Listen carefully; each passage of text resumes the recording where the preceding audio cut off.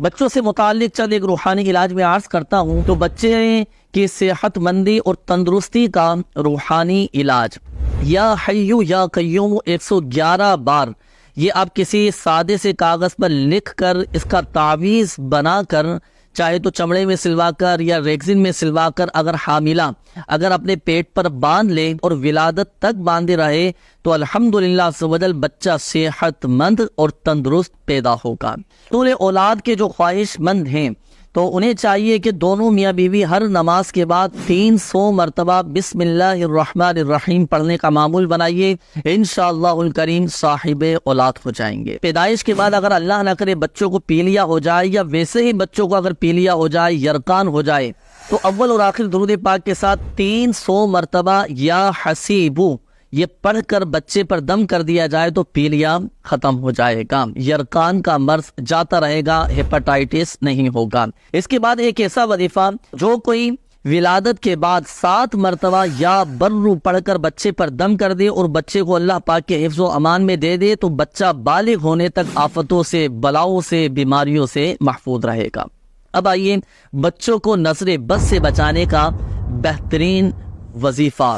سورۃ الکوثر پڑھ کر بچے کے سیدھے گال پر دم کریں، پھر دوسری مرتبہ سورۃ الکوثر پڑھ کر بچے کے الٹے گال پر دم کریں، اور تیسری مرتبہ سورۃ الکوثر پڑھ کر بچے کی پیشانی پر دم کر دیں، انشاءاللہ الکریم بچے نظر بد سے محفوظ رہیں گے۔ بچوں کی بے جا ضد ختم کرنے اور بلا وجہ رونے کا روحانی علاج، 1 مرتبہ سورۃ الفلق اور 1 مرتبہ سورۃ الناس اول اور آخر درود پاک کے ساتھ پڑھ کر بچوں پر دم کر دیں، انشاءاللہ الکریم بچے بے جا ضد نہیں کریں گے۔ اس کے بعد بچوں کی جسمانی کمزوری کا روحانی علاج، بعض اوقات بچے سوکھتے چلے جاتے ہیں، سوکھے پن کا مرض ہو جاتا ہے، جسمانی طور پر کمزور ہو جاتے ہیں، سورۃ البینہ پڑھ کر پانی پر دم کر کے آپ بچوں کو پلائیں، انشاءاللہ الکریم بچوں کی جسمانی کمزوری دور ہو جائے گی، بچے صحت مند رہیں گے۔ بچوں کے پیٹ اگر خراب رہتے ہوں تو 7 مرتبہ یا عظیم پڑھ کر پانی پر دم کر کے بچوں کو پلا دیں۔ بچوں کو اگر بھوک نہ لگتی ہو تو کسی بھی کھانے کی چیز پر، پینے کی چیز پر سورۃ الطارق پڑھ کر دم کر کے بچوں کو کھلا دیں یا پلا دیں، بچوں کو بھوک لگنا شروع ہو جائے گی۔ بچوں کی زبان میں اگر لکنت ہو تو سورہ طٰہٰ کی یہ 4 آیات، رب اشرح لی صدری ویسر لی امری واحلل عقدۃ من لسانی یفقہوا قولی، یہ 4 آیات ہر نماز کے بعد 7 مرتبہ یا پھر 1 مرتبہ پڑھ کر بچوں پر دم کر دیا جائے تو بچوں کی زبان کی لکنت دور ہو جائے گی، بچے صاف الفاظ کی ادائیگی شروع کر دیں گے۔ اسی طرح بچوں کو اگر ڈر لگتا ہو تو 11 مرتبہ یا حافظو یا حفیظو یا حافظو یا حفیظو پڑھ کر بچوں پر دم کر دیا جائے تو بچوں کا ڈر، خوف ختم ہو جائے گا، بچے اغوا ہونے سے بھی محفوظ ہو جائیں گے۔ اسی طرح بچوں کا پڑھائی میں دل نہیں لگتا ہو تو یا اللہ یا رحمان